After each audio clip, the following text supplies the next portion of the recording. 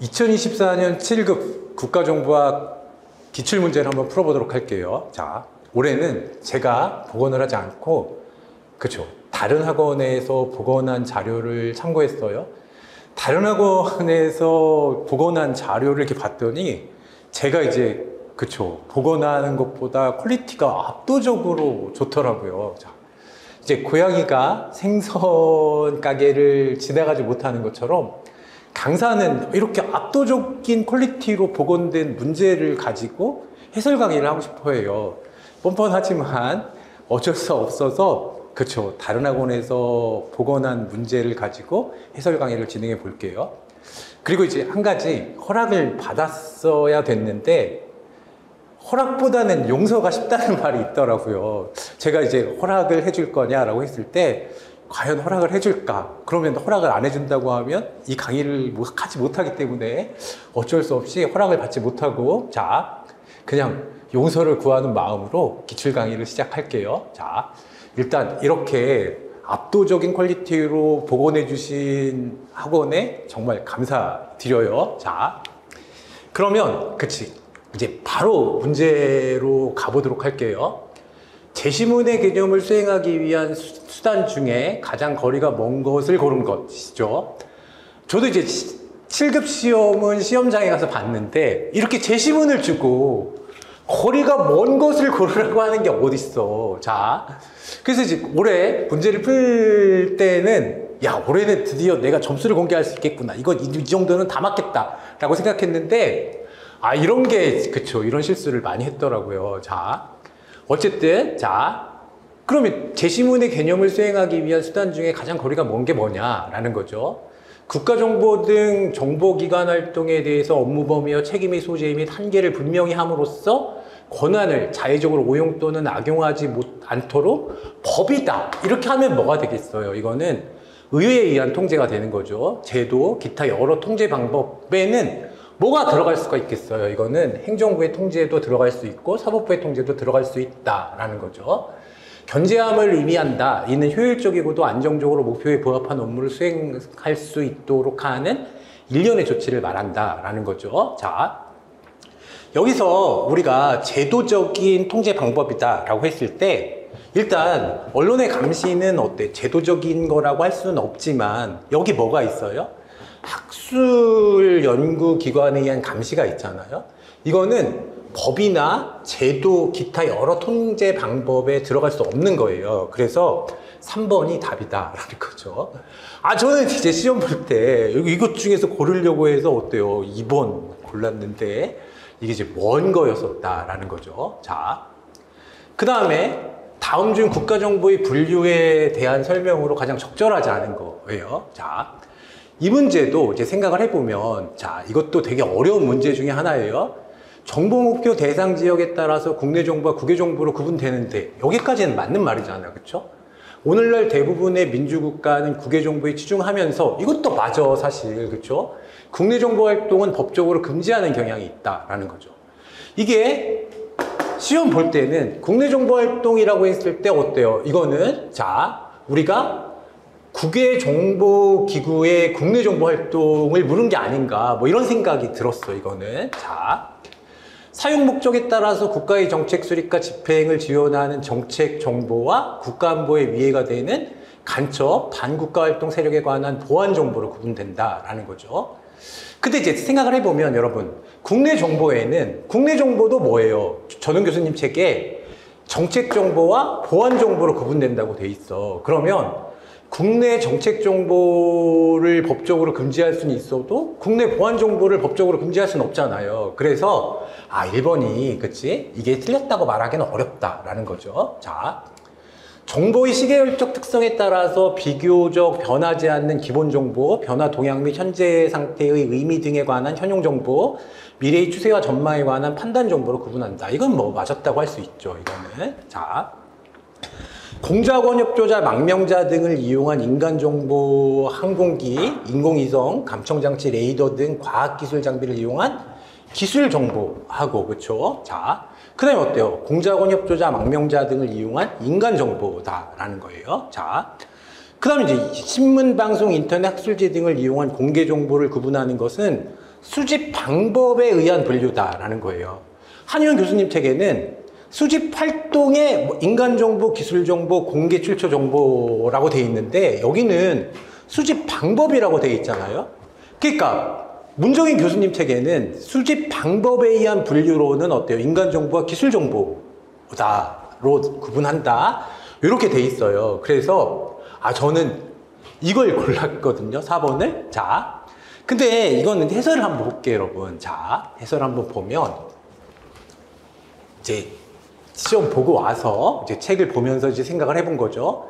국내 정보는 국내 보안 정보와 국내 정책 정보로 구분되는데, 국내 보안 정보는 국내에 침투한 반국가 세력의 안보 위협으로부터 안전을 유지하는 데 필요한 정보를 의미하고, 정책 정보는 국내 경제, 과학기술, 국가 내부의 정책 결정에 필요한 정보를 의미하는데, 이제 중요한 건 뭐냐 하면 국내 보안 정보도 국내 정보에 포함된다는 거야. 그렇죠? 국내 보안 정보도 국내 정보에 포함되기 때문에 국내 정보를 금지한다라고 하는 말은, 그렇죠? 이게 이제 말이 안 되는 말이다라는 거예요. 근데 4번 해설을 보면 한의원 교수님은 어때요? 수집 활동에 따라서 인간정보, 기술정보, 공개출처 정보를 구분한다라고 돼 있으니까 4번도 완전히 틀렸다고 말하기는 어려운 거야. 그런데 문정인 교수님은 첩부의 출처에 따라서는 어때? 공개출처와 비밀출처로 구분하고, 여기 수집 방법에 따라서는 인간정보와 기술정보를 구분한다라고 해서, 그쵸, 너무 이제 그치 잔꾀를 부린 게 아닌가, 시험 볼 때 수집 방법이라고 했는데 공개 출처 정보를 끼워 넣은 거구나 이렇게 생각했거든요. 근데 이제 그래서 이제 집에 와서 이제 잘 생각을 해보니까 1번과 4번 중에 어떤 걸 골랐어야 되느냐 하면 1번을 골랐어야 된다라는 거예요. 자, 다만 이번 출제자가 문정인 교수님 책을 참고했다면, 그쵸?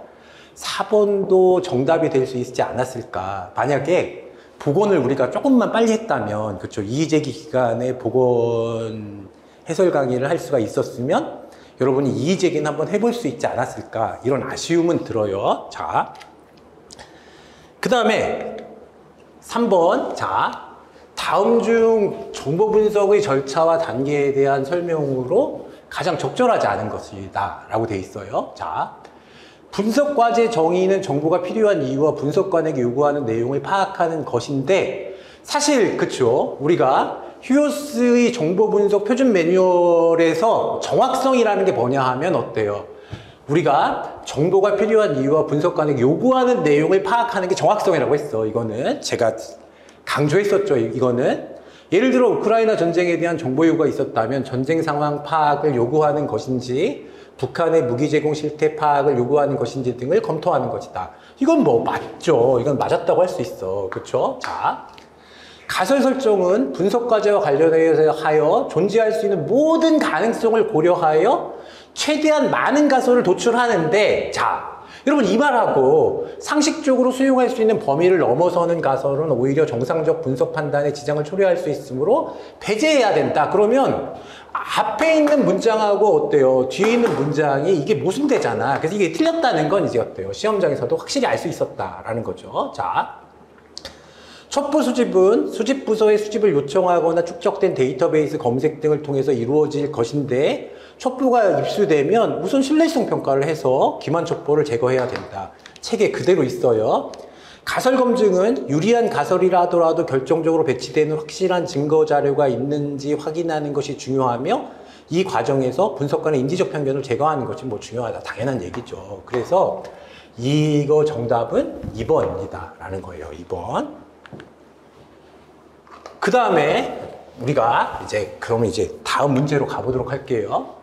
다음 중 해킹 메일 유포 예방 대책으로 정보 담당관이 조치해야 할 사항으로 가장 적절하지 않은 것이죠.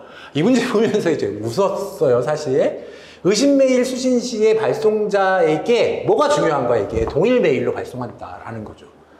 그거 피싱에 당한 거잖아, 지금. 그쵸? 그래서 이게 확실히 틀렸다라는 거죠, 이거는. 그치? 이거는 점수를 주려고 한 거죠. 기관 내부에서 사용 메일, 메신저, P2P, 소셜 네트워크 사이트 접속 차단 당연히 해야 되겠죠. 자, PC 업무용 USB 메모리 연결 금지, 비인가 메모리 차단 당연한 거고, 운영체제 및 문서 편집기 최신 보안 패치 및 뭐 백신 업데이트 해야 된다라는 거죠. 그래서 이거는 뭐 쉽게 풀었을 거예요. 자, 그 5번. 자, 요것도 이제 생각을 해보는 거야, 이것도. 다음 중 국군 방첩사령부에 대한 설명으로 가장 적절하지 않은 것은 주요 업무 내용의 군사보안, 신원보안, 방산보안, 보안감사, 대테러, 경호경비, 방첩정보, 방첩수사, 과학수사가 포함된다. 뭐 그럴듯 하잖아, 이거는. 그쵸?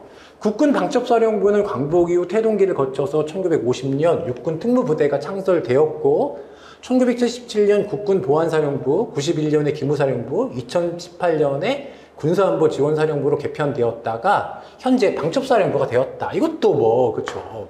우리가 연도까지 다 기억할 수는 없지만 이것도 뭐 우리가 틀렸다는 걸 찾기는 어렵잖아요, 여기서. 그쵸?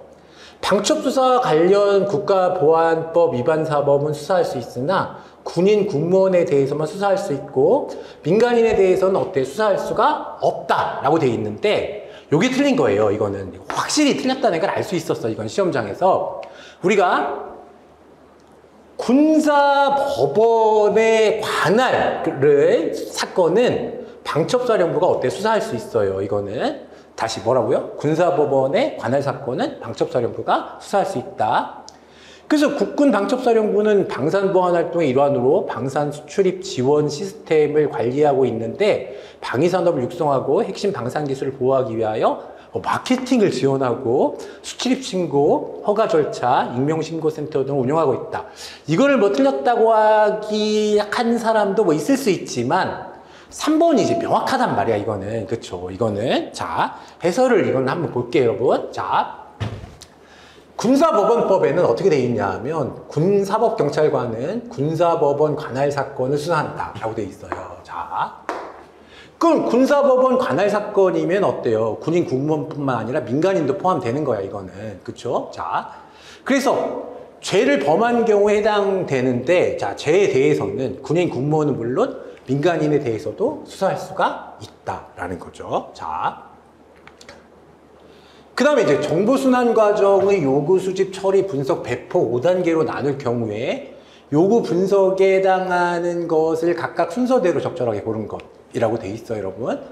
그러면 각종 정보활동을 통해서 필요한 자료와 첩보를 수집한다 라고 하면 얘는 뭐가 되겠어요? 수집이 되는 거예요, 수집. 그쵸? 자, 국가정보기관이 필요한 정보 수요가 있을 경우에 전체 계획을 수립한다 라고 하면 이게 뭐가 되겠어요? 이게 요구네. 그쵸? 자, 획득된 각종 첩보에 대해 분석관이 분석하기에 적합한 상태로, 이게 생각을 해야 되는데 분석관이 분석하기에 적합한 상태로 변환하는 작업을 뭐라고 하는 거예요? 얘를 처리라고 하는 거야. 이건 뭐 강조했죠, 제가. 생산된 정보 보고서를 정보 수요자에게 전달하는 과정으로 정보 생산 소비자 간의 효율적 소통이 요망되는 건 뭐 배포라고 할 수 있잖아요, 이거는. 그렇죠? 자, 양쪽 분석과 질적 분석, 장기 분석과 단기 분석의 규정이 필요하며 정보관이나 정보조직 내에서의 분석이 오류를 피해야만 정보 왜곡을 최소화할 수 있다라고 하면 이게 분석이 되는 거잖아. 자, 그래서 자, 지금 요구와 분석에 해당하는 것을 각각 순서대로 적절하게 고른 것은 니은과 미음이 되는 거네. 그래서 3번이 답이 되는 거죠, 이거는. 자, 이것도 뭐 풀 수 있었어요. 자, 그러면 자, 우리가 다음 문제를 보도록 할게요. 미국의 경우 국가이익의 종류는 사활적 이익, 핵심적 이익, 중요한 이익, 지역적 이익으로 구분되는데 다음 중 핵심적 이익을 설명한 것으로 가장 적절한 것은? 이라는 거예요. 그쵸? 그러면 방치하더라도 비교적 적은 손실만이 예상되는 사항으로 주의 깊게 관찰하는 자세가 필요하다라고 하면, 그쵸? 이게 뭐 핵심적 이익이라고 할 수는 없잖아요. 그쵸? 적절한 대응을 하지 않고 방치할 경우에 심각한 손실이 예상되는 사항으로 지속적이고 광범위한 대책 강구가 뭐 필요하다라는 거죠. 자, 국가 존립을 위협하는 사태나 국가 간 전쟁과 같은 상황에서 대통령의 깊은 주의와 결단, 신속한 조치가 필요하다. 이건 그쵸. 뭐가 되겠어요? 얘는 사활적 이익이 되는 거지. 국가안전보장과 질서의 치명적 손실을 초래할 수 있는 사항으로 가능한 단시일 내에 강력한 대응이 요구되며 행정부의 긴급한 기획 및 대통령의 깊은 관심이 요망된다라는 거예요. 사실은 이것도 그쵸. 자, 이것도 미국이 아니라 뭐예요? 우리나라의 국가 이익이다라는 거죠. 그래서 한번 읽어보도록 할게요, 여러분. 사활적 이익이란 국가 존립을 위협하는 그쵸. 국가 존립을 위협하는 사태가 사활적 이익이다라는 거죠. 일반적으로 전쟁 같은 상황이 여기에 해당한다라는 거죠. 사활적 이익과 관련된 상황에서는 대통령의 깊은 주의와 결단 및 신속한 조치가 필요하다라는 거죠. 핵심적 이익, 자, 국가의 안전보장과 안정질서, 경제적 기반 등에 대한 치명적 손실을 초래할 우려가 있는 상황을, 그쵸? 이거를 뭐라고 하는 거예요? 얘를, 그쵸? 우리가 핵심적 이익이라고 하는 거예요. 자, 관련된 것으로서 대통령의 깊은 관심과 주의에 입각해서 행정부가 단시일 내에 강력한, 그렇죠. 단시일 내에 강력한 대응 방안을 강구해야 된다라는 거죠. 중요한 국가 이익은 적절하게 대응하지 않고 방치할 경우에 어때 심각한 손실이 예상되는 것이다라는 거죠. 정부의 지속적인 광범위한 대책 강구가 필요하다라는 거죠. 지역적 이익은 방치하더라도 비교적 적은 손실만이 예상되는 경우로서 주의 깊게 그쵸 관망하는 자세가 필요하다라는 거야. 그쵸? 그러면 이제 앞으로 가면 그쵸 우리가 다시 한 번만 이거 중요한 거니까 방치하더라도 비교적 적은 손실만이 예상되는 건 뭐예요? 지역적 이익이고 그쵸? 적절한 대응을 하지 않고 방치할 경우 심각한 손실이 예상되는 사항은 이게 뭐가 되는 거야? 중요한 이익이 되는 거고 얘는 뭐예요? 사활적 이익이 되는 거고 4번이 뭐가 되는 거야? 이게 핵심적 이익이 되는 거다라는 거죠. 자, 그 다음에 그쵸 8번 제시문에 부합하는 정보 분석기구 유형으로 가장 적절한 것. 이것도 뭐 쉽게 풀 수 있었을 거예요. 자, 2차 세계대전 이전에 미국 각 정보기관이 개별적으로 수집 및 분석 활동을 한 데서 유래했고 부서 간 교류 없이 수집 및 분석된 정보는 해당 부서에서 활용한다라는 거죠.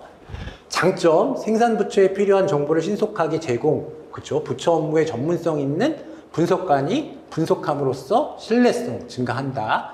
정보 분석의 중복 협업, 그쵸? 부족으로 조기 경보 제한 요소가 상존한다라고 하면 분산형이죠. 이거는 뭐 설명이 필요 없을 정도로 어때 쉬운 문제였다라는 거예요. 자. 그러면 자 이제 9번 다음 중 국가 정책과 정보의 관계에 대한 설명으로 적절하지 않은 거예요. 자, 국가 정보는 국가안보, 군사작전, 외교정책을 결정하는 중요한 자료이므로 국가의 정보활동을 어떻게 계획하고 추진할 것인가 하는 정보정책은 대단히 뭐 중요하지, 그쵸? 이러고 틀렸다고 말할 수는 없잖아, 그쵸? 미국의 부시 대통령이 이라크 핵개발 의혹을 뒷받침하는 CIA 정보에 기초해서 이라크 침공을 결정한 것이 뭐 정보 실패인지 정책 실패인지에 대한 논란이 있다. 이것도 순간 이거 뭐 정책 실패 아니야? 라고 생각할 수가 있는데 그치 끝까지 읽어봐야죠 여러분. 국가정보는 국가정책의 효과, 비용 등을 검토하고 예측 평가할 수 있다는 점에서 정책을 지원하는 것을 넘어서 정책을 주도하는 기능을 할 수 있다라고 하면 어때요? 이게 확실히 틀린 거잖아 이거는. 그쵸? 자, 국가정보는 전략적 기습을 예방하는 것이 중요한 임무이며 적대국의 역량과 전략적 전술적 의도를 추적하고 위협을 분석 평가하는 것이 필요하다라고 하면 이거 맞는 거죠. 그래서 이제 우리가 이것도 쉽게 풀 수 있었다라는 거죠. 자, 효용이나 기능에 관해서 어때요? 굉장히 그치 이게 시험 문제 날 줄 알았는데 이렇게 쉽게 날지는 몰랐죠. 제시문에 나타난 정보의 효용에 해당하는 것으로 가장 적절한 것은 그렇죠? 다다익선 정보화 시대의 정보의 양이 국가의 정보 역량을 대변한다. 여기만 봐도 이게 뭐라는 거야? 이게 소유효용이라는 걸 바로 알 수가 있는 거예요. 자, 그래서 요거는 이제 넘어가도 될 것 같아. 이거는 그렇죠? 자, 그 다음에 이제 11번으로 가보도록 할게요. 자, 제시문에 해당하는 활동으로 가장 적절한 것은 그렇죠? 대간첩에서 시작된 개념으로 고대 전쟁에서도 정보활동의 일환으로 중요시 되었다. 과거 인원 보완 위주의 수동적 활동에서 그렇죠? 탈냉전 이후의 세계화 및 정보화로 능동적 활동을 확대되었다라고 하면 이게 뭐가 되겠어요? 자, 수동적 방첩과 능동적 방첩이 되는 거잖아. 그래서 보완이라기보다는 방첩이라고 하는 게 맞다라는 거죠. 이것도 뭐 쉽게 풀 수가 있었어. 자, 그래서 여러분 7급은 그치 올해 7급은 뭐 그렇게 어렵지는 않았다라는 거죠. 자, 그 다음에 이제 12번이에요. 다음 중 우리나라 사이버전의 대응책에 대한 설명으로 가장 적절하지 않은 것은 이라고 돼 있어. 자, 이 문제가 이제 어려웠어. 제가 풀 때도 이제 어려웠었다라는 거예요. 중앙행정기관, 지방자치단체 및 공공기관의 정보통신망은 사이버 안전관리 규정에 의거. 이게 일단 시험장에서 어때요? 야, 사이버 안보 업무 규정이 있는데 왜 사이버 안전관리 규정이라고 했지? 이런 생각이 들더라고. 주요 정보통신 기반 시설은 정보통신 기반 보호법에 의거. 요거는 뭐 맞았다고 할 수 있죠. 자, 군사 분야 정보통신망은 정보통신망 이용 촉진 및 정보보호 등에 관한 법률에 의거하여 각각 사이버전 대응 체제를 구축하고 있다라고 했는데, 자, 이게 자, 지금 군용전기통신법이라는 게 있어. 시험장에서는 군용전기통신법이 있는지는 정확히 몰랐지만, 이게 그쵸. 우리가 생각해보면 군사 분야의 정보통신망을 정보통신망 이용 촉진 및 정보보호 등에 관한 법률로, 그쵸. 이걸로 보호한다는 건 틀렸다라는 거지. 그래서 야, 사이버 안전관리 규정도 이상하고 요 말도 이상했다라고 해서 1번을 답으로 할 수밖에 없었을 거야, 여러분도. 자, 사이버 공격에 대한 국가 차원의 체계적인 대응을 위하여 국가정보원장 소속 하에 국가사이버안전센터다. 국가사이버안보센터로 바뀌었죠, 이게. 그래서 안전센터를 설립했다. 여기까지는 뭐 그치 이상한 말이 없었어. 그런데 국가공공기관 정보통신망에 대한 관제 업무를 못 수행하고 있다라고 하면 이것도 약간 그치 약간 야, 그건 지금 어때? 국가사이버안전센터가 어때? 국가사이버안보센터로 바뀌었잖아. 이런 생각은 들더라고. 근데 정답을 바꿀 만큼 어때요? 이게 강력하진 않았다라는 거예요. 중앙행정기관의 장은 사이버 공격으로 인한 사고의 발생 및 징후를 발견할 경우 피해를 최소화하는 조치를 취하고 그 사실을 국가정보원장에게 통보하며 국가정보원장은 그 피해가 심각하다고 판단되는 경우에 범정부적인 사이버 위기 대책본부를 구성 운영할 수가 있다라는 거죠. 자, 민간부문 정보통신망은 한국인터넷진흥원 소속 인터넷 침해 사고 대응 지원센터가 실시간 모니터링을 실시해서 그것이 탐지하고 있다라고 하면 이건 어때? 여러분도 어때? 1번을 찍을 수밖에 없었다. 그러니까 이것도 풀 때는 어려웠는데 정답을 고르려고 보면 어때? 1번밖에는 없었어요. 자, 그 다음에 자 우리가 그렇죠. 요거 이제 봐주세요, 여러분. 군용전기통신법이라는 게 있다라는 거야. 그렇죠? 자, 참 이거 해설지가 그렇죠. 제 카페에 있어요, 여러분. 해설지가 제 카페에 있으니까 다운로드해서 보시면 될 거예요. 자, 다음 중 비밀 분류 원칙 및 지침으로 가장 적절하지 않은 거. 이 문제 되게 그치 어이가 없더라. 이렇게 보기를 주고 있잖아. 아까도 있잖아요. 1번 문제도 마찬가지고 이것도 마찬가지고 야 보기를 주고 적절하지 않은 걸 고르는 게 어딨어. 그쵸? 미친 거 아니야? 이런 생각이 들더라고. 자, 비밀은 그 자체의 내용과 가치 정도에 따라 분류하여야 하며 다른 비밀과 관련하여 분류해요. 이거 하면 안 된다고 했죠. 그쵸? 그리고 또 생각을 해보면 자체의 내용과 가치 정도에 따라 분류하는데 다른 비밀과 관련하여 분류한다는 말은 전혀 다른 말이잖아. 그쵸? 자, 비밀은 적절히 보호할 수 있는 최고 등급. 벌써 틀렸다, 이거는. 그쵸? 자, 과도하거나 과소하게 분류하여서는 아니 된다라는 거죠. 자, 이거는 맞는 말이죠. 제가 얼마나 강조했어요. 자, 각급 기관의 장은 비밀 분류를 통일성 있고 적절하게 하기 위해서 그냥 세부 분류 지침이면 뭐예요? 각급 기관의 장이고 비밀 세부 분류 지침이면 국가정보원장이라고 어때 100번은 얘기했을 거야. 그쵸? 공개하지 않는다. 이게 맞는 거고. 그쵸? 또 이제 기업과 니을을 보면 비밀은 그 자체의 내용과 가치의 정도에 따라 분류하여야 하며 다른 비밀과 관련하여 분류해서는 아니 된다. 그럼 기업과 니을은 어때? 이게 동시에 있으면 안 되는 거잖아요. 이런 거는. 그쵸? 이거는. 자, 그래서 답이 1번이죠. 잘해놓고 틀렸다라는 거죠. 그러니까 제발 보기를 주고 나서 옳은 거 고르는 거야. 문제 그렇게 내는 거예요. 자, 수능 시험 문제 뭐 이런 문제는 한 번도 없었다라는 거죠. 자, 그래서 어때? 얘는 1번이 답이다라는 거죠. 그래서 요것만 적절하지 않은 거 고르는 것만 제대로 봤으면 어때요? 이 문제는 쉽게 맞췄을 거다라는 거죠. 자, 근데 이제 디귿리을 고른 사람은 너무 억울할 것 같아요. 자, 14번이에요. 다음 중 국정원의 직무에 대한 설명으로 가장 적절하지 않은 거예요. 자, 중앙행정기관 및 그 소속 기관과 국가인권위원회 고위공직자 범죄수사처 및 행정기관 소속의 위원회와 설치 운영에 관한 법률에 따른 위원회 대상 사이버 공격 및 위협에 대한 예방 및 대응. 뭐 틀렸다고 할 수 없잖아, 이거는. 그렇죠? 국가안보와 국익에 반하는 북한 외국단체의 초국가 행위자 또는 이와 연계된 내국인의 활동을 확인, 견제, 차단하고 국민의 안전을 보호하기 위하여 취하는 대응 조치. 이것도 뭐 맞지, 그쵸? 자, 국가기밀에 속하는 문서, 자재, 시설, 지역 및 국가안전보장이 한정된 국가기밀을 취급하는 인원에 대한 보안 업무. 이게 보안 업무에 관한 거잖아요. 그렇죠? 그런데 각급 기관에 대한 보안 감사는 안 된다고 했잖아. 이것도 제가 100번은 얘기했어. 그렇죠? 자, 형법 중 내란해이죄, 외환해이죄, 군형법 중 반란해이죄, 암호 부정 사용의 죄, 군사기밀보호법에 규정된 죄에 관한 정보를 수집 작성 배포한다라고 하면 맞는 거고, 3번 이것도 아주 쉽게 풀 수 있었던 문제다라는 거죠. 이것도.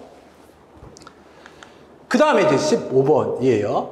재심문 내용에 해당하는 비밀공작으로 가장 적절한 것. 자, 이 비밀공작은 자국에 대한 상대국의 지지자, 동조자를 확보하기 위한 목적으로 자국의 정치체제, 사상, 신념, 가치를 전파한다 라고 되어 있잖아, 지금. 이게 자국의 정치체제, 사상, 신념, 가치를 전파하기 위한 조직적 활동이다 라는 거죠. 그 다음에 어때요? 가장 오래되고 기본적 정치적 기술이야. 자, 자기 주장의 합리성을 강조하고 상대방이 부당하고 오류를 범하고 있다고 하며 자기에게 유리하도록 하면서 상대국에 불리하도록 조장하는 활동이다 라고 하면 딱 일감은 뭐였어? 선전공작이다라는 거죠. 근데 시간이 남아서 계속 보다 보니까 어때? 정치공작이 아닌가? 그렇지. 지지자 동조자를 확보한다는 건 정치공작이 아닌가? 뭐 이런 생각을 해볼 수가 있는데 이것도 이제 제자분들 많이 맞았을 것 같아. 왜 그러냐 하면 여러분은 저처럼 시간이 많이 남진 않잖아. 그러니까 딱 봤을 때 어때? 선전공작하고 넘어갔을 거예요. 그래서 이거 선전공작이라고 했을 가능성이 높다라는 거지. 자, 그래서 쓸데없는 생각하는 거 아니다. 시험 문제에서는, 시험장에서는. 요 워딩 자체는 한의원 교수님 책에 나오는 말이야. 그래서, 그렇죠. 한의원 교수님 책에 나오는 말인데 그걸 제가 소개하질 않았어요. 기본서에서는. 그 소개했으면 조금 더 명확하게 풀 수가 있었는데, 그쵸. 근데 이제 선전공작이라고 한 사람들이 많을 거다, 이거는. 그쵸. 자. 그 다음에 이제 16번이에요. 인원보안의 수단이란 사람을 관리하는 수단을 말하는데, 다음 중 인원보안 내용과 가장 거리가 먼 게 뭐냐라는 거죠. 신원파악이란 공직자 신분이나 중요 자격, 허가 취득자 등에 대해서 생활정보를 사전에 파악하는 것으로 대표적인 것이 신원조사다라는 거죠. 대상자로부터 신상 명세서나 인사기록 카드 작성, 제출받거나 개별 면담하는 것도 일종의 신원파악이다라고 하면 맞아, 그렇죠. 이거는 그렇지. 뭐 틀렸다고 말할 수 없잖아. 효과적인 보안 관리를 하기 위해서는 구성 인원들이 보안의 대상에 대한 정확한 이해와 실천 의지, 직무 지식을 갖는 것이 필요하지, 당연히. 그쵸? 제가 이제 동향 파악도 굉장히 강조했어. 이거 동향 파악은 그렇지, 하는 거 아니라고 주장하는 선생님이 있어서 아니다. 동향 파악한다. 거짓말 탐지기가 어때? 동향 파악이다. 라고 이제 제가 엄청 강조했죠. 신원 파악 단계에서 신원이 안전하다는 판정을 받고 일단 임용되거나 일정한 자격을 부여받은 사람도 주변 환경과 접촉하는 사람으로부터 많은 영향을 받아서 직무 자세에 준법성에 문제가 있을 수 있으므로 중요기관 또는 중요직의 대상자를 각종 불순한 기도나 유혹으로부터 보호하는 것이 매우 중요하다라는 거죠. 이거 맞았다고 할 수 있죠. 그 4번 보니까 지득한 기밀을 누설하지 않겠다는 다짐을 받는 것도 서약이잖아, 서약. 그쵸? 심리적 압박을 주어. 그치? 서약이니까 일단 여기서 틀렸다는 생각이 들었는데, 아이, 그치. 결정타가 있었다. 기밀을 철저히 보호하는 데 목적이 있으므로 개별적으로 하는 것보다 여러 명을 단체로 하는 것이 효과적. 이게 틀렸지, 이거는. 그치? 4번. 뭐, 이거 틀린 사람도 없을 거다라는 거죠. 자.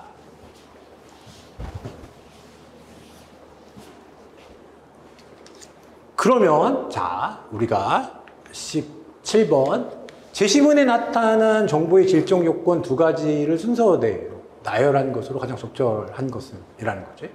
만약에 있잖아요, 여러분. 로엔탈의 좋은 정보의 조건이라고 하면 그렇죠. 뭐 객관성 빠지는데 그냥 정보의 질적 요건은 뭐 다 들어간다라는 거죠. 자, 정보는 정책 결정에 필요한 판단의 근거를 제공하는 매우 중요한 역할을 하기 때문에 생산자나 사용자의 의도에 따라서 정보가 뭐라고 돼 있어?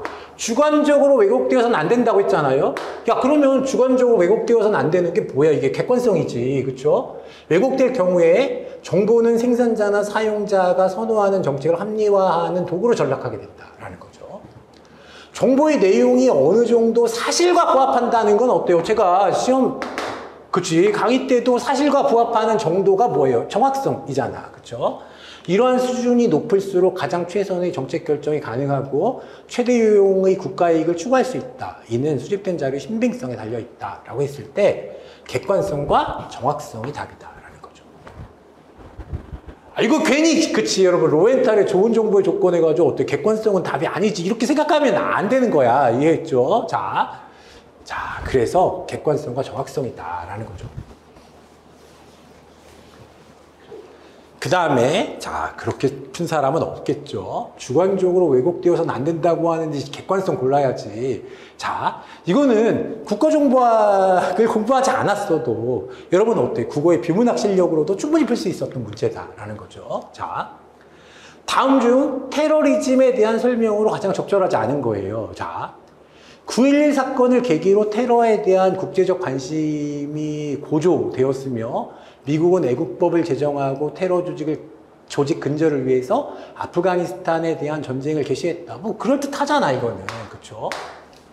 제가 동그라미 치지 않고 세모표 치는 이유는 뭐야? 여러분 함부로 틀렸다고 하는 거 아니라고 했죠. 자 정답은 있잖아요 여러분. 내가 답이다라는 어때 손을 든단 말이에요. 자 그 정도로 명확해야 정답이다라는 거죠. 대테러 국제협약을 위해서 미국은 유럽, 중동, 아시아 국가들이 회원으로 참여하는 대테러 정보센터를 구성하여 상호 정보협력을 강화했다. 이것도 뭐 기본서에 있는 내용이죠. 3번 한국은 김선일 씨 피살 사건을 계기로 테러방지법 제정의 필요성이 제기되었으나 국민의 기본권 침해 가능성 등을 이유로 아직 미친 거 아니야? 그쵸? 야, 테러방지법이 왜 제정이 안 돼? 그러니까, 이렇게 막 명확하게 자기가 답이라고 손을 든단 말이에요. 자, 오늘날 해킹 기술을 이용하여 인프라를 공격하고 정보를 절취하는 사이버 테러가 자행되고 있는데, 정부는 북한 해킹 조직 김숙희에 대해서 독자 대북 제재를 하였다. 뭐, 맞는 말이죠. 자. 19번 다음 중 대간첩 활동에 대한 설명으로 가장 적절하지 않은 거. 야, 그쵸? 대간첩 활동을 위한 침투와 방법에는 현지 스파이, 이중 스파이, 전향자 활용 등이 있는데 자국에 침투한 적국의 스파이를 파악하는 방법으로도 유용하다. 유용하지. 그렇죠. 잘 모르겠다. 그러니까 여러분 여기서 내가 잘 모르겠다고 하는 건 뭐예요? 여기 확실히 틀렸다고 하는 게 없다는 말이야. 뭔 말인지 알겠죠? 자. 대간첩 활동을 위한 첩보 수집은 주로 적대국의 정보기관의 조직, 인물, 정보기법을 수집하는 공개자료, 인간 정보 수집, 기술 정보 수집 등을 통해 수집한다. 그래서 이 문제는 내가 시험 볼 때는 생각을 못 했는데 자 이제 해설을 쓰면서 생각한 게 그쵸. 이게 1번 있었잖아, 1번. 우리가 1번인지 앞으로 가봤을 때. 자, 지금 19번이지. 자.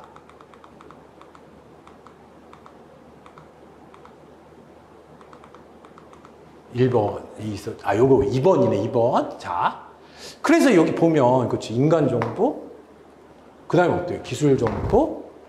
그 다음에 어때요? 이게 자 공개 정보다라는 거. 아까 19번 문제도 이것 때문에 제가 뭐예요? 이걸 맞았다고 보고 1번이 틀렸다고 보는 거야, 이게. 자, 뭔 말인지 알겠지, 지금? 아까도 어때요? 이게 우리가 수집 활동은 어때요? 이렇게 세 가지로 한다라는 말이니까 문정인 교수님 책보다는 어때요? 한의원 교수님 책을 보고 낸 게 분명하다. 다시 보면 자, 여기 어때요? 한의원은 수집 활동에 따라서 인간정보, 기술정보, 공개출처 정보를 구분한다고 돼 있잖아요. 그렇죠? 근데 문정인 교수님은 출처에 따라서 공개출처와 비밀출처로 나누고 수집 방법에 따라서 인간정보, 기술정보로 구별한다고 했는데 수집 방법이라는 워딩이 약간 꺼림칙하긴 하지만 그렇죠. 같은 문제집에서 아까 방첩정보 수집에 대해서 어때? 인간정보, 기술정보, 공개출처 정보로 구분한다고 하면 그건 어때? 이제 우리가 요거는 맞았다고 볼 수 있는 게 아니냐라는 거죠. 자, 19번으로 다시 가는 거죠, 이제. 그래서 자, 이게 우리가 대간첩 정보활동을 수집 방법은 어때요? 자, 조직, 이게 아니라, 그쵸. 우리가, 그치. 이거, 인물정보기법을 수집하는 공개자료, 인간정보 수집, 기술정보 수집을 통해서, 그쵸. 수집한다 그러면, 그쵸. 이거 맞는 거다라는 거죠. 그래서, 시험장에서 혹시, 이것과 연관시켜서 어때요? 우리가 그 4번이 맞는 거구나. 2번의 4번은 맞는 말이구나. 라고 이제 느낄 수 있었으면 엄청난 능력자죠. 자. 그 다음에 망명자가 제공하는 정보는 그가 이중 스파이일 가능성을 염두에 두고 진술하는 정보의 정확성, 신뢰성 등을 객관적으로 평가해야 된다. 맞아. 그쵸. 스파이 용의자를 발견하면 어때? 방첩수사에 착수하여야 하는데 그 스파이 활동을 차단하려고 할 때에는 철저하게 비노출 간첩 활동으로 감시해야 된다라는 거죠. 이게 지금 행위를 이게 기본서에 명확히 있어요, 여러분. 스파이 행위를 사전에 차단할 목적으로는 그치 감시 활동을 수행할 때에는 그쵸 일반적 감시 활동과는 달리 근접 또는 노출 감시 방법을 활용한다라는 거죠. 그러니까 이런 문제 때문에 뭐예요? 회독수 확보가 굉장히 중요한 거야. 그러니까 기본서만 잘 읽었어도 어때요? 이런 문제는 바로 맞힐 수가 있다라는 거죠. 4번. 이런 건 생각이 나더라고. 자. 그 다음에 이제 20번이죠. 이게 어려웠어, 이게. 생각해보면. 그쵸? 자. 다음 중 북한이 발사한 정찰위성과 관련한 설명으로 가장 적절하지 않은 것이죠. 자. 지금 여기서 중요한 거는 2003년 11월이라고 돼 있어요. 그쵸? 11월. 자. 북한이 어때요? 5월에, 그치, 이거 발사체가 이제 폭발했지. 자. 그래서 어때요? 이게 우리가 정찰위성을 발사했다가 어때요? 궤도에도 가지 못했다. 저는 이제 그 생각이 나더라고. 그쵸? 근데 교수님은 어때? 그런 걸 방지하기 위해서 어때? 2003년 11월이라고 평안북도 소재 서해위성 발사장. 이것도 맞아. 이것도 맞아. 찾아보니까. 천리마 1형 로켓이라고 하는 건데 이게 발사체예요. 자, 이게 발사체. 그 다음에 어때요? 만리경 1호가 뭐예요? 이게 정찰위성이다라는 거죠. 탑재하여 발사하였다. 이게 맞는 거야, 이게. 근데 이제 시험장에서도 어때? 이걸 뭐 틀렸다고 말하기는 어렵더라고. 그치? 이게 틀린 건가? 뭐 이런 생각이 들더라고. 맞겠지, 이 정도는. 그쵸? 미국, 호주, 일본, 한국은 미사일 기술을 조달한 강경일, 리성일 등 북한의 8명과 정찰총국 제3국, 그쵸. 제3국이 기술정찰국인 건 알잖아. 그쵸. 해커 조직 김숙희에 대해서 제재 조치를 발표했다라는 거죠. 자. 시험장에서는 왜 김숙희에 대해서 제재 조치를 발표했지라고 생각을 했었는데, 이제 뭐예요? 해설 쓰면서 생각이 든 거는, 이게 발사체 기술을 얘네가 빼왔구나. 뭐 이런 생각이 들더라고. 그쵸. 자. 북한 만리경 2호 위성은 500km 고도에 안착하지 못하고 불안정한 궤적을 보이고 있어서 그쵸. 북한은 2024년 3기에 정찰위성을 추가로 발사할 준비를 하고 있다.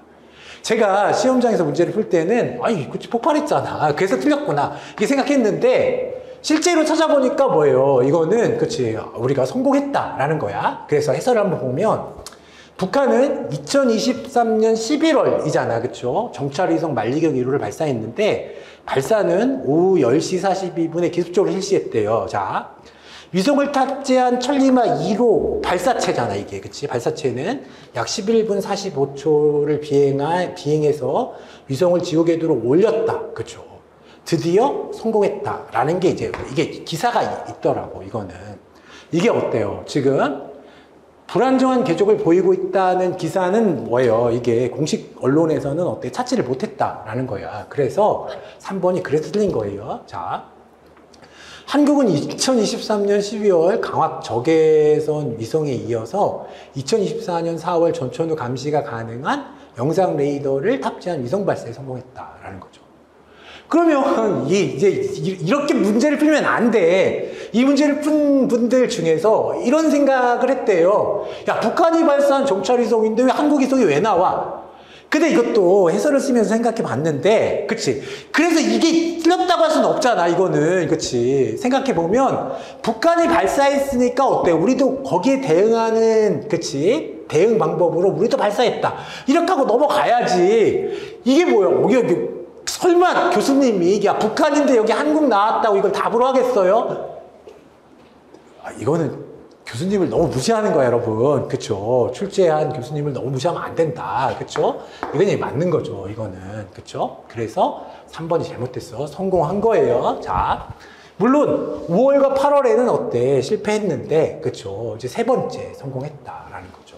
자, 그래서 이거는 어때? 3번이다. 3번. 자, 그 다음에, 자, 우리가 21번. 다음 중 국가정보 우선순위 행태와 관련된 설명으로 가장 적절하지 않은 거예요. 자, OIR, 정보 사용자가 긴급한 정책 수행을 위하여 PNIO에 우선해서 특별히 긴급하게 요구하는 정보. 그치. 자, EI인데, 그쵸. 첩보 기본 요소인데 OIR을 기초로 한다고 했잖아. 그게 뭐 틀렸잖아, 이거는. 그치. 여러분, 제가 뭐라고 그랬죠? 되게 중요한 얘기야, 이게. 그쵸. 정답은 손들고 있다 라는 거죠. 정답은 손들고 있다. 국가정보기관의 각 부서 부문정보기관이 수집해야 할 첩보의 우선순위다. 그치. 부문정보기관이 수집해야 할 첩보의 우선순위는 맞아. 근데 이게 틀렸다는 말이에요. 자, PNIO 국가정보목표 우선순위는 국가에서 필요한 정보 요구사항의 중요도에 정리한 국가정보활동 종합계획서. 맞지, 이것도. 그쵸? SRI는 어때? 사전 첩보 수집 계획에 포함되지 않았으나 시급히 첩보를 수집해야 할 것을 요구하는 것. 이것도 뭐 맞았다고 할 수 있죠. 자, 그래서 21번은 2번이다. 이것도 뭐 틀렸다고 말하기는 어렵죠. 그렇죠? 자,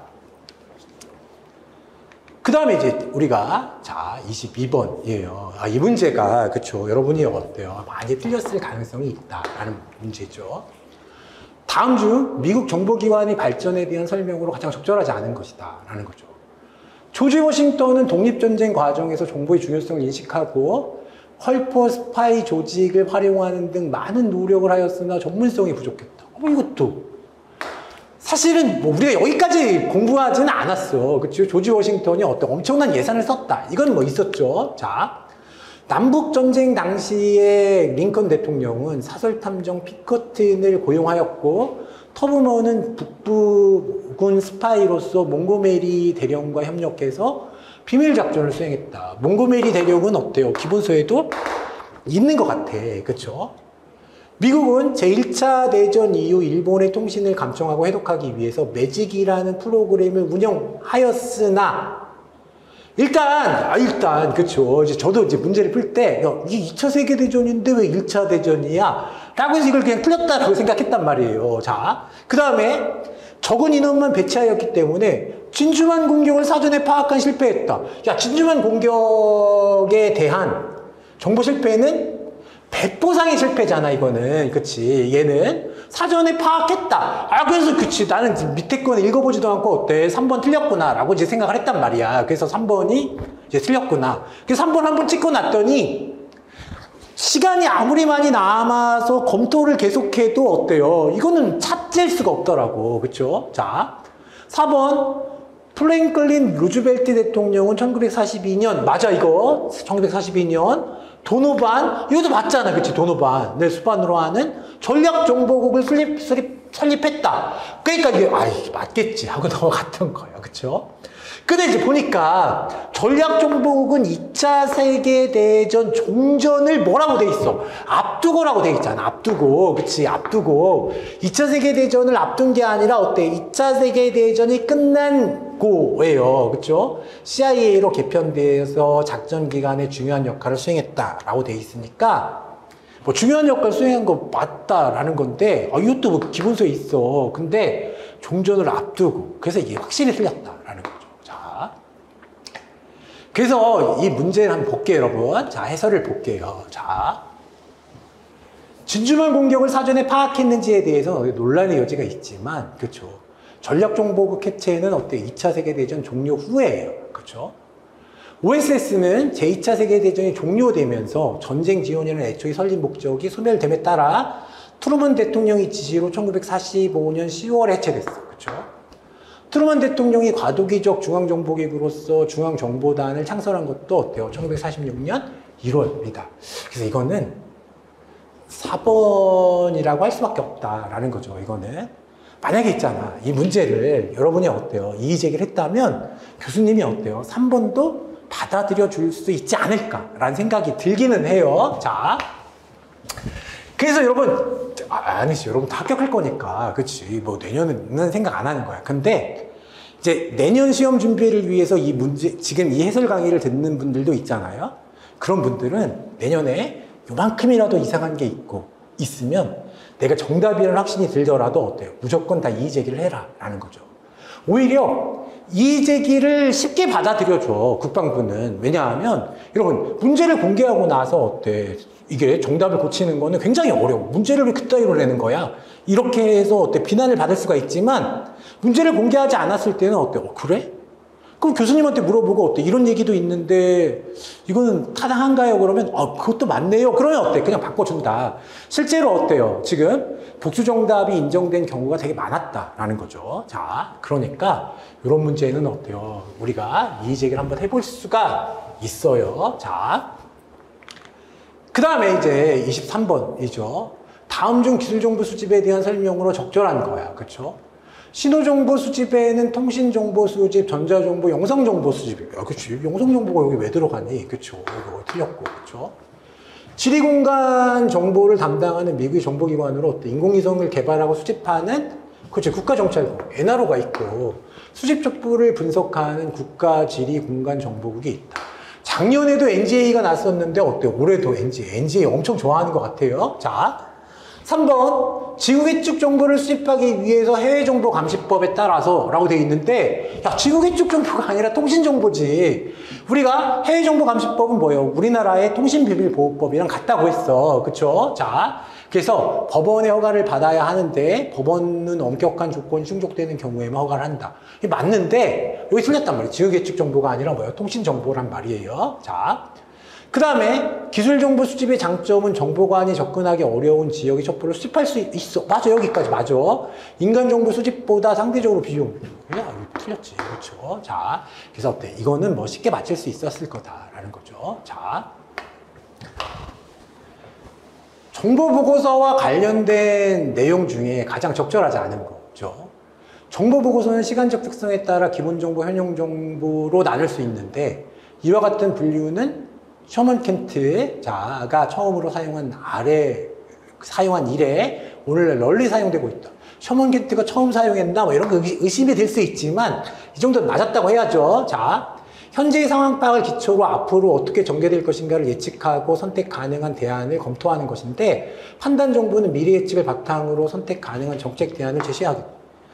그치, 대안을 제시하기도 한다고 해서 조금, 그치, 우리가 요거는 어때? 한번 생각은 해볼 가능성이 있는데, 저 정도 가지고는 이게 확실히 내가 틀렸다고 어때? 손을 들고 있는 거냐? 이런 생각을 할 수 있죠. 현용 정보는 어떤 조직이나 사건에 대해서 현재 시점의 정세나 동향을 설명하는 것인데, 일간, 주간, 월간 등의 정기 보고서는 대부분 현 진행 중인 사건과 현재 정세나 동향을 보고한다는 점에서 현용 정보에 속한다라는 거죠. 이건 뭐 그렇지, 확실히 맞았다라고 할 수가 있지. 자, 기본 정보는 상황 또는 사물의 정적인 상태를 기술하는 거. 여기 맞아, 그렇죠? 여기까지. 기본적 항목에 대해 기술하는 것. 이것도 맞아. 그쵸? 근데 정책 결정자가 가장 관심 있는 정보는 뭐라고 그랬어요? 현용 정보라고 했잖아. 이렇게 막 손들고 있단 말이야, 이거는. 적대 국가 또는 적대 세력 위협에 대한. 그 다음에 경보 정보도 기본 정보에 속하는 게 아니라 어때요? 경보 정보는 어디에 속한다고 했어요? 현용 정보에 속한다고 했잖아. 그러니까 이렇게 확실히 틀렸다고 하는, 그치. 내가 이제 확실히 틀렸다고 손들고 있단 말이에요. 그래서 24번, 이제 4번이 이제 확실히 틀린 거다라는 거죠. 자. 그 다음에, 그쵸. 우리가 25번. 다음 중 산업 보안에 대한 설명으로 가장 적절하지 않은 것. 자. 미국은 소련이 붕괴한 이후 그쵸. 보안 위협에 대한 그쵸. 산업정보 위협 대응과 함께 산업보안 나아가 경제안보 활동을 강화하고 있는데 1996년에 산업스파이법을 제정했다. 그쵸. 기본서에서 본 것 같아. 그쵸. 일본은 행정부 차원에서 지식재산 보호 전략을 수립해서 대응하고 있으나 법률적 뒷받침이 없어서 효율적 산업보안 활동이 이루어지지 않고 있다. 그래 생각해보면 여러분 잘 봐. 우리도 자 생각해보면 산업기술보호법 있잖아요. 우리가 자체적으로 만든 법은 없다라는 거야, 사실. 그치. 우리가, 자. 개인정보보호법 같은 경우에도 뭐예요? 이게, 그치. 일본에서 재제정하니까 우리가 갖다가 그냥 거의 그대로 우리가 거의 번역해서 거의 똑같은 법을 만든단 말이야. 그러면 산업기술보호법도 우리가 제정했으면 어때? 일본도 있겠지. 이렇게 생각했어. 나는 시험장에서. 그치? 이렇게 생각했어요. 자, 독일의 연방경제기술부가 주무부처가 돼서 연방산업보안협회, 주산업보안협회 등의 민간단체와 협조하는 등 정부와 기업 간의 산업보안협력체가 구축되어 있다라고 했을 때 이게 이제 뭐예요? 헌법소원청이 어때? 주축이 돼서 이런 협력체를 만든다는 게 어때? 기본서에 있는데 그런 거 생각하지 않더라도 어때? 이 정도는 맞겠지. 그치? 중국은 민사상 손해배상, 형사처벌, 행정처벌 등으로 산업기술을 보호하는데 중후관청 공상행정관리기관이며 국가안전부는 어때? 산업스파이를 적발한다. 뭐 그럴듯하잖아, 이거는. 그쵸? 그래서 이거는, 그쵸? 2번, 그치? 이것도 뭐 어렵지, 사실 어렵지만 다 2번 찍었을 거다. 이제 사고가 저랑 비슷하게 돼 있어. 제 수업을 들었으면 나랑 비슷하게 돼 있다. 그래서 어때? 이거는 다 2번 찍었을 거예요. 자. 실제로, 그치. 이거부터, 그치. 저랑 같이 시험 본 사람도 25번부터 물어보더라고. 이거 2번 아니에요? 저도 잘 모르겠지만 2번이 답일 것 같아요. 라고 말했던 기억이 있어. 자. 그래서 이제 집에 와서 찾아보니까 일본은 2022년 5월 경제안전보장법을 제정했어. 그쵸? 자. 그래서 이제 시험에 낸 게 아닌가라는 생각이 들어요. 자. 2023년부터 시행하고 있어요. 2024년이니까 뭐 지금은 법률이 제정됐다고 할 수 있잖아요. 일본의 경제안전보장법 제정 이전에도 부정경쟁 방지법과 영업비밀보호법을 통해서 산업보안과 기술 유출에 뭐 대응해 왔다라는 거죠. 이거는. 그쵸? 자. 이제 다 풀어봤죠, 여러분? 생각보다 그렇게 어렵지는 않았어. 그쵸? 그러니까 한번 어려웠던 문제를 한번 골라보도록 할게요. 자. 여러분도 이제 한번 봐봐. 자, 25번은 맞힐 수 있었잖아, 이거는. 그치? 뭐, 그렇게 어려웠다고 할 수는 없어. 그쵸? 24번도 이것도 뭐, 답이 손들고 있었죠. 자. 23번도 이것도 뭐, 맞힐 수 있었지. 22번이 어때요? 그치? 한 개. 이제 일단 22번이다. 그쵸? 22번. 그래서 여기다 써볼게. 그래서 여러분이 틀릴만 했던 거는 어때? 22번이다. 라는 거죠. 자. 그 다음 21번도 뭐 맞출 수 있었지. 이거 틀리면 그치. 공부를 안 한 거죠. 자. 20번. 그치. 20번. 이거는 그치. 생각보다 좀 어려웠다고 할 수 있어. 20번. 그 다음에 어때요? 19번. 이건 그치. 여러분 충분히 그쵸. 이건 맞출 수 있었어. 제가. 이건 어때? 기본서에 자세하게 나오기 때문에 이 정도 맞출 수 있었다라는 거죠. 18번 틀리면 안 되는 거지, 이거는. 자. 17번도 어때? 맞출 수 있었어, 이거는. 그쵸? 16번도 어때? 소약. 이게 뭐 아는 거니까. 이거 맞출 수 있었고. 15번. 근데 여러분 이게 다 맞았을 것 같은데, 15번은 어때? 세모 정도. 그쵸? 세모 정도. 맞힌 사람도 있고 틀린 사람도 있을 거다. 그나마 어려웠던 문제다라는 거죠. 자, 14번. 그치? 14번. 이것도 이제 여러분 거의 맞췄을 것 같아요. 이것도 거의 맞췄을 것 같은데 그나마 어려웠던 문제라는 거야, 이건. 자, 그 다음에 이제 어때요? 이게 우리가 13번, 되게 이제 엄청 강조했지. 여기 적절하지 않은 거 고르는 것만 잘했으면 맞췄을 것 같다, 이거는. 그쵸? 자, 12번. 자, 요거. 자, 그쵸. 아까 14번. 14번이 뭐였지? 다시. 14번. 아니, 이거 틀리면 안 되는 거지. 그 무한감사니까. 아까 착각했네. 이거 틀리면 안 되는 거고. 그쵸. 이제 요 문제랑 착각했어요, 여러분. 12번. 12번이 뭐 어렵긴 했는데 여러분이 맞았을 것 같다라는 거죠. 자, 11번 틀리면 안 되죠. 자, 10번도 틀리면 안 되는 문제야. 그쵸? 9번. 자, 9번은 그쵸. 이것도 생각해 보면 그쵸. 우리가 이게 아까 이제 이게 뭐였었죠? 답이 3번. 자, 정책을 지원. 그치. 이것도 맞추면 이게 틀리면 안 되는 거지. 정책을 넘어서 주도하는 기능을 한다고 하면 틀린 거지. 8번 틀리면 안 되는 거지. 자, 7번은 그치. 약간 어려웠다고 말할 수는 있는데 여러분 맞았을 것 같아. 이것도. 그쵸? 자, 6번. 자, 6번을 생각해 보면 틀리면 안 되는 거지. 그쵸? 이거는 5번. 자, 이것도 틀리면 안 된다. 그치? 이것도.